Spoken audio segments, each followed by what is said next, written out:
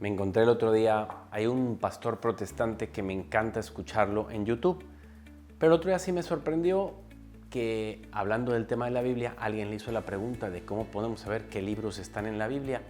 Y él dijo, bueno, a ver, los católicos le agregaron libros a la Biblia.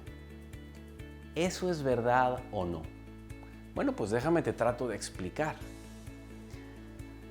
Desde el segundo siglo, ya las primeras comunidades de cristianos tenían un conocimiento bastante preciso de cuáles eran los libros que se utilizaban en las primeras celebraciones y que se consideraban los que formaban parte de la Biblia. Y en el año 367, San Atanasio ya tenía listas enteras de los libros de la Sagrada Escritura. Incluso San Agustín, en el concilio de Hipona, 383 y 393, si mal no estoy, ya había listas enteras de lo que era la Sagrada Escritura. Pero, por si fuera poco, 100 años de la existencia de Martín Lutero, que es el que inició o empezó diciendo que los católicos habían agregado libros a la Biblia, en el año 1441, en el concilio de Florencia, en el que estuvieron presentes prácticamente todos los obispos de ese momento y muchos representantes de diferentes iglesias ortodoxas, en ese concilio ya se definieron los libros que iban a estar en el canon. Se declaró cuál era el canon, que es el total de los libros de la Biblia. Luego se hizo más solemnemente 100 años después, que es lo que decía este hermano mío protestante, que agregaron en el concilio de Trento, siglo XVI, los libros. Pero pues eso es absurdo, eso no es así. ¿Por qué razón, más bien los protestantes quitaron 7 libros o no aceptaron 7 libros? ¿Por qué razón le quitas libros a la Biblia? Porque en la época de la Reforma era muy importante desacreditar la figura de la autoridad en la iglesia, del magisterio de la iglesia, no darle autoridad, no concederle autoridad a la Iglesia Católica.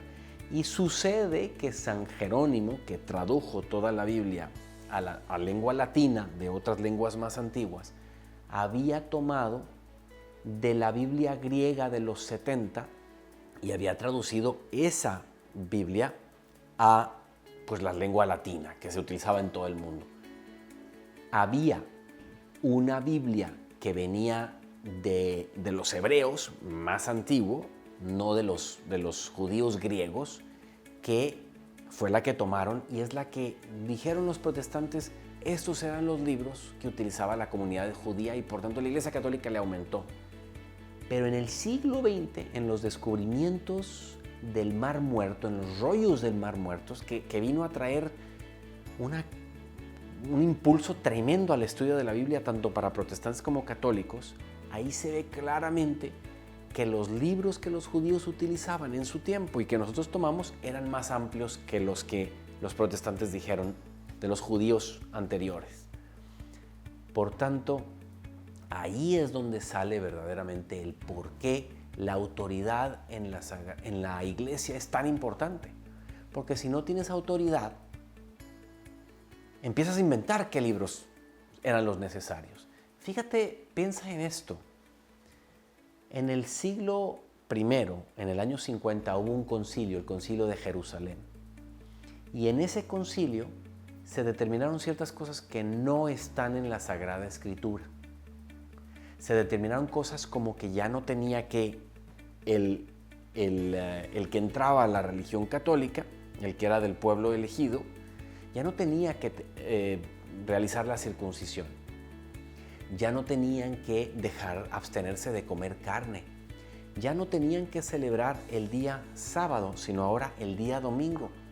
Todas esas cosas se realizaron con la autoridad de la iglesia en el siglo I, con la presencia del Papa, de Pedro, y se decidieron ahí. No solamente, sino que siglos después, toda la doctrina que hoy creemos cristianos y católicos, como es, por ejemplo, que Cristo era verdadero Dios y verdadero hombre, o sea, la cristología, el dogma cristológico, se realizó en concilios ecuménicos de la Iglesia Católica. Pues esa misma autoridad es la que en el Concilio de Florencia y en el Concilio de Trento luego dijo, declaramos que estos libros son los de la Biblia. Todo esto te lo estamos atando porque fíjate cómo en algunas cosas los protestantes sí le conceden la autoridad a la Iglesia Católica para algunas partes de la Biblia y para otras dogmas, para otros elementos de la fe creemos, pero para otras no. Y ya te di la razón de por qué no lo hacen. No aceptamos esos libros porque si lo hacemos le concedemos la autoridad, elemento de autoridad a la Iglesia Católica. Qué importante, querido amigo, entender el binomio entre autoridad y Sagrada Escritura. Si no hay autoridad, la Sagrada Escritura se cambia, se manipula, porque si no fuera así, ¿cómo explicamos que con una sola Biblia hay tantas diferencias de criterios morales, éticos y de fe entre los cristianos? Por eso cuando hablamos de la Biblia y de quién le quitó o quién le agregó, quién la interpreta bien o quién no la interpreta, qué importante saber que la Biblia necesita de un intérprete. Si no tiene uno solo autorizado, que es la autoridad de la Iglesia, entonces habrá todas las opiniones cuantas personas agarran la Biblia, la leen y se ponen a interpretarla. Ojalá que esto te sirva. Compártelo a algún amigo, pon tus comentarios, comenta desde The Bible Corner. Que Dios te bendiga.